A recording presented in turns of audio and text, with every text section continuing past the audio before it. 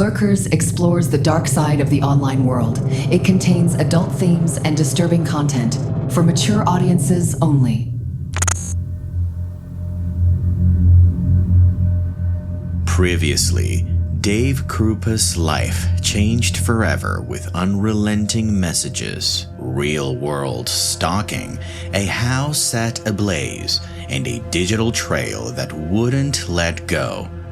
Now, a Sunday night, Dave steps into his bedroom and freezes.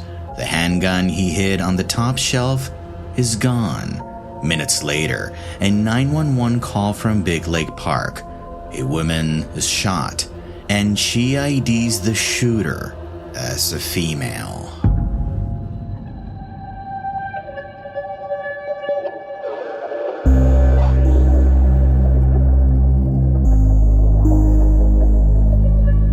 In a world where connection is effortless, every click feels safe. But online, trust can be deceiving. This is Lurkers. True stories of trust, desire, and how technology, if unchecked, can turn it all against us.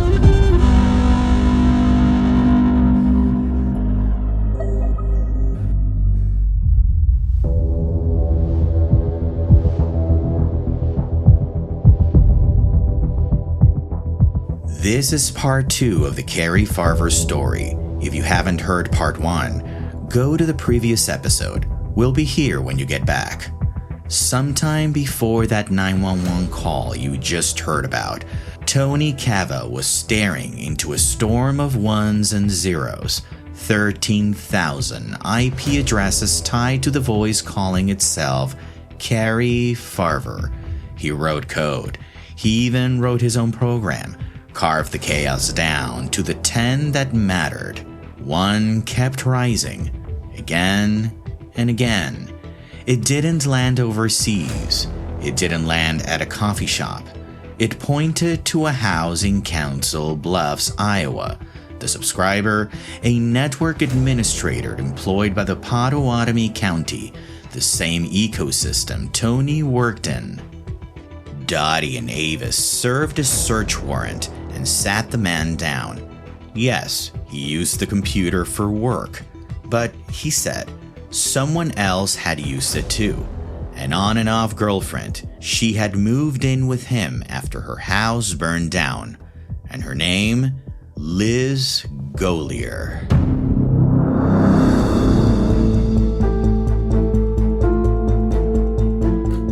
Yep, the interview at the Council Bluffs address knocked the air out of the room. The homeowner, a county network administrator, told investigators that Liz had been using his Wi-Fi for years.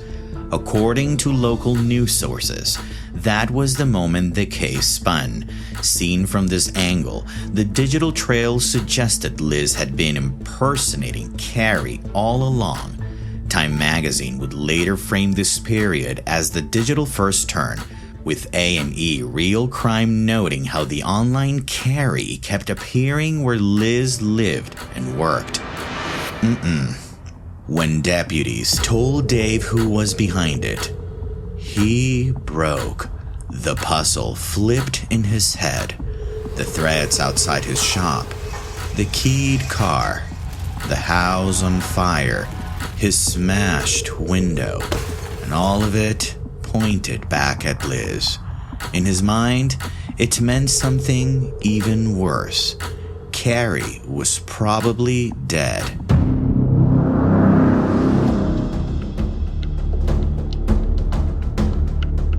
According to A&E and local reporting, for Detective Jim Dottie and investigator Ryan Avis, belief wasn't enough. At that moment, they could prove impersonation, not murder. They needed hard pieces, so they went back through the years of downloads and evidence, this time reading every megabyte in a new light. Global News reported a phone image set 1 month after Cari vanished. Tony Cava was the one who found it, something the first pass had missed. It was a photo of Cari's Ford Explorer, timestamped at Christmas Eve 2012. According to Time magazine, police didn't recover the vehicle until January 8, 2013. The image implied someone knew where it was before police ever did. As per ABC 2020, when the SUV was processed back in 2013, there had been a clue hiding in plain sight, a mint container in the center console. The original comparison didn't hit.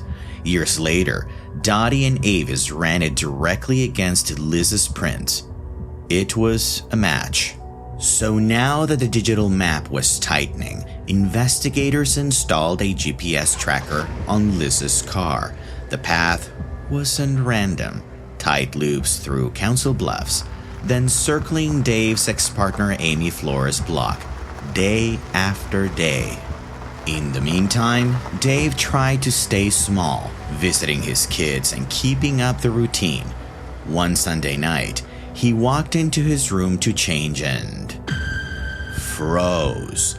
The handgun his father had bought him, the one he had hidden high in the closet, was gone. His mind spiraled down to the darkest corners of the earth.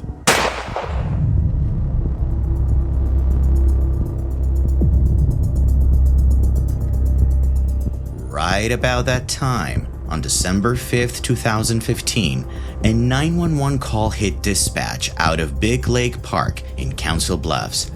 Liz was on the line, panting. Dispatch answered. 911, what is your emergency? Liz continued. I have been shot. I'm at the park by the sheriff's department. Dispatch replied. Can you see the person who shot you? Liz followed. I don't think so. They took off running. It was a female. A woman. Who do you think that could be? Any guess? KETV carried the alert that night. Officers found Shauna Liz Golier with a gunshot wound to the thigh. And on the other side of town, Amy opened her door to two officers with guns out. Liz had ID'd Amy as the shooter. The picture sharpened for investigators. It looked like someone was trying very hard to frame Amy. So, in the interview that followed, Dottie's group floated Liz's story back to her. As per A&E, they believed she had stolen Dave's gun and shot herself, then tried to pin it on Amy, and in addition, tie Amy to Carrie's murder. But they didn't say that out loud. They played along. If Liz thought that their plan was to put Amy in jail, maybe she would help. And they asked Liz for anything that could prove Amy was behind it. Emails, messages, contacts. And it worked. Exactly the way cons do when they think they're smarter than the investigators in the room. A couple of days later, Dottie and Avis received emails from Amy. Liz had forwarded them helpfully. One of the emails read, I shot you at Big Lake Park because you wouldn't stay away from Dave.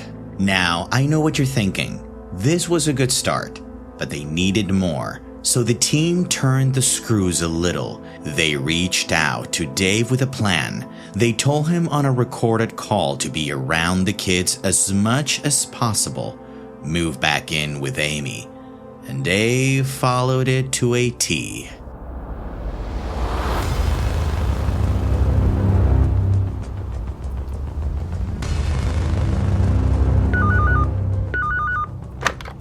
Liz's reaction landed like a flare. As shown in the documentary Lover, Stalker, Killer, Liz called the department overwhelmed and crying. Quote, she gets to shoot somebody and she gets to kill another person and then she gets to move in with Dave and she gets to be free and you guys aren't arresting her. End quote. A hidden smile from Detective Dottie. And then a pause. Dottie told her there was only so much they could do without specifics, and then asked her if she could keep helping them. that call was the tipping point, because more emails arrived supposedly from Amy, but this time they contained details no outsider would know. An abandoned lot, a stabbing inside the SUV, a tarp that could hide the body, Carrie set on fire, and disposing of the remains in the trash. The story was too specific. Time magazine and local coverage later outlined the same reconstruction. A&E noted that those confessions sent investigators back to the vehicle. So they stripped Carrie's Ford Explorer again. Nothing on the obvious surfaces. Then they pulled the seat fabric. Under the front passenger seat, a dark red stain. DNA testing said the name out loud. Carrie Farver. After years of a ghost in the wires, they finally had a room, a tangible murder scene, a scene that would begin to rewrite a signature that never stopped saying, Carrie.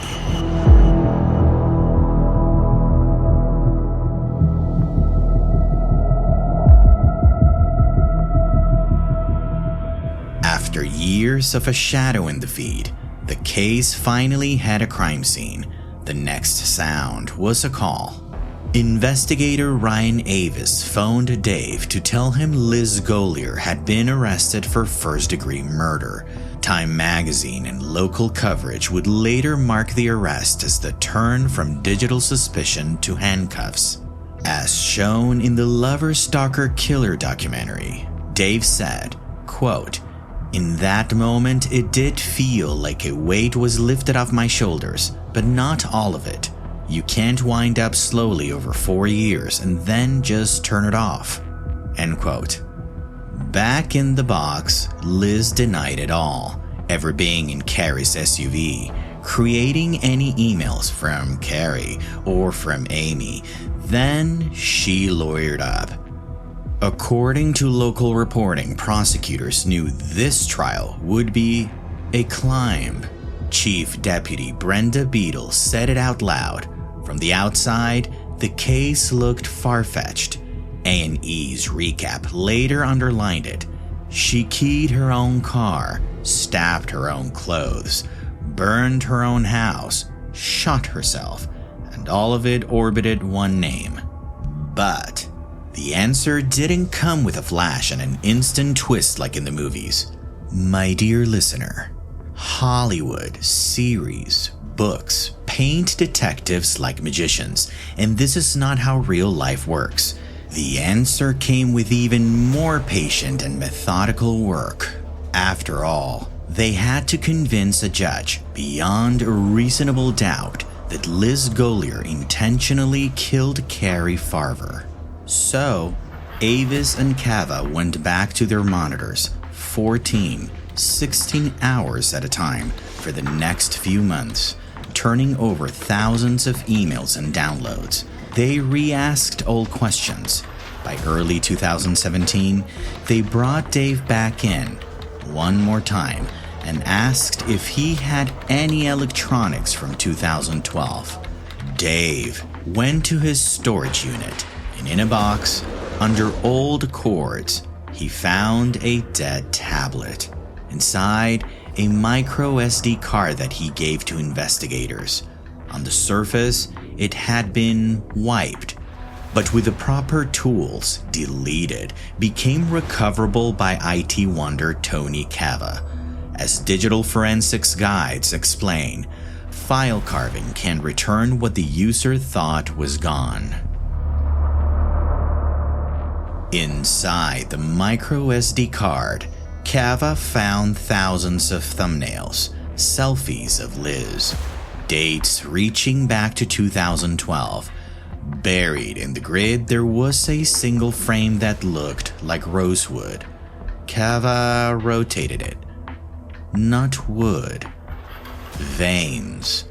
And a small arc tattoo. The Chinese symbol for mother.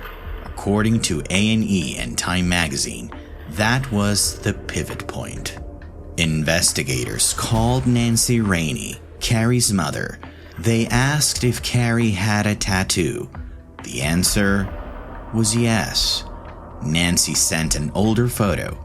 Same ink, same spot, same foot.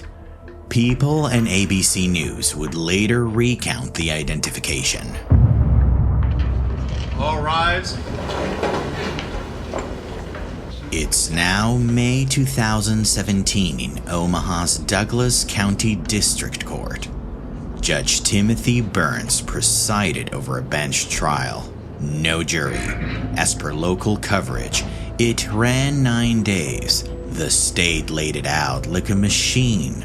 Eyepiece that moved with Liz. The mint container fingerprint in Carrie's Ford Explorer. Blood under the seat fabric. The Amy confessions that traced back to Liz's devices. And the tattooed foot that turned proof of life into proof of death. Time magazine and A&E later described the same spine. The defense leaned on absence. No body, no eyewitness. The state leaned on pattern, the kind that survives VPNs, fresh phones, and new lies.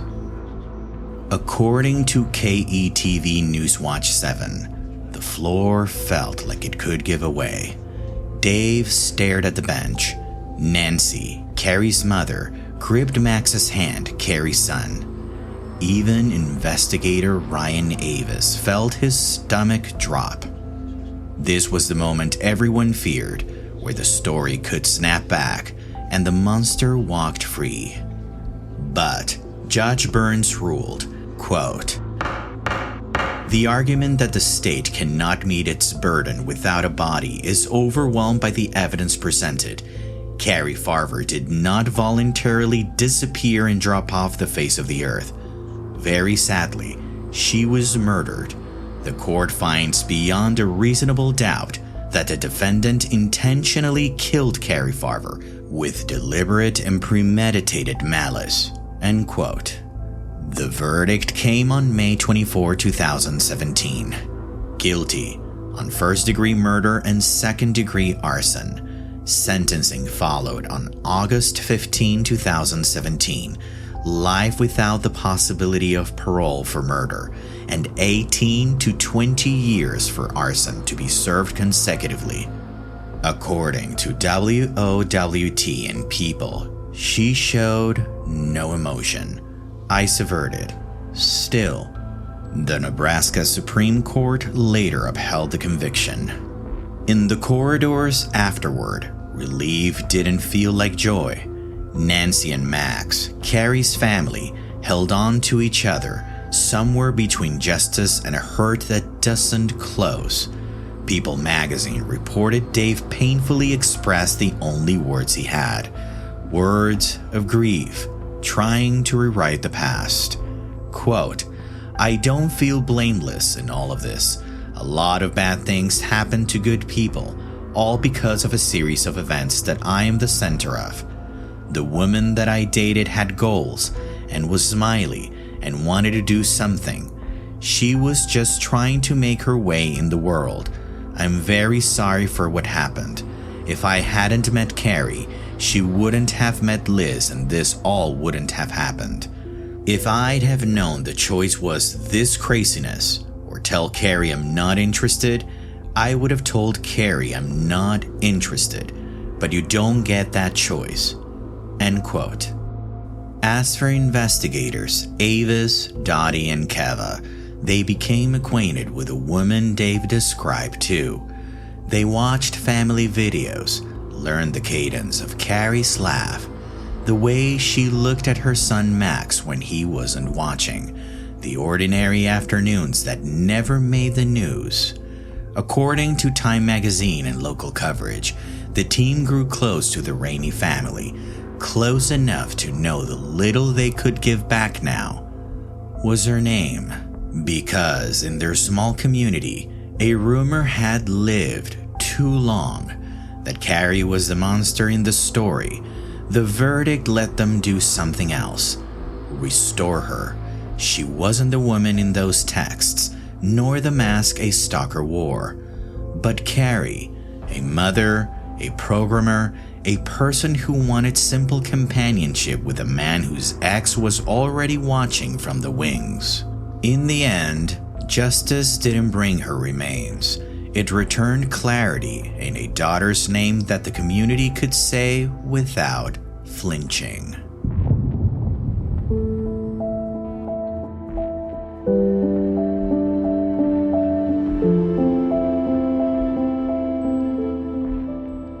What a story, right? Nancy didn't get the kind of closure people mean when they say the word. She kept her daughter in her heart, and she kept the men who brought the truth to light in it too. Dottie, Avis, Kava, she called them my boys. Without them, she said, she would have still been in the dark. Today, she pictures Carrie with her father, the man they lost right after Carrie vanished, long before the trial. That thought brings her comfort. And it is part of why Nancy never believed her daughter would just walk away. Family was the center of the map. Nancy herself said it, quote, 3 weeks after he passed, I had this vivid dream about him. And in that dream, he had said, Nance, she is with me. It's okay. I don't know if it's a mother's thing, but I just knew she wasn't with us anymore. End quote. And now, I say to you, yes, you. This story lived on phones, feeds, and emails inside the places we look mostly when we're alone. And yes, a phone isn't good or bad. Email servers are not good or bad. Social media isn't good or bad. They're just tools. But in the wrong hands, they become weapons. This started as messages on a screen and spread through families and neighborhoods, tilting the ground under Dave and Amy, and specifically under Nancy and Max, who answered a buzzing phone and thought the name at the bottom meant the person they loved. This case sadly didn't give up a body. It brought the truth, a truth we all need to hear and be reminded of. Screens are loud, but signatures can be stolen. Watch the patterns because they do tell on liars, not smiles or emojis. Your safest armor is always to slow down and look twice at the message, and most importantly, at the human being behind it. Remember Carrie Farver. Stay aware, stay present, stay safe. This episode of Lurkers was written by me, Frank Battiston, research and story development by Julia Lawrence, and production and sound design by Daniel Erdenevia. Today we helped, just a bit more, to put the right name back on this story. So if this episode stayed with you, pass it to one person you love. Your ratings and reviews help restore the right signatures to the people who deserve them. And don't forget, we want to keep telling more stories to you, so share and follow Lurkers on Spotify and Apple Podcasts so you don't miss the next episode. Thank you for listening.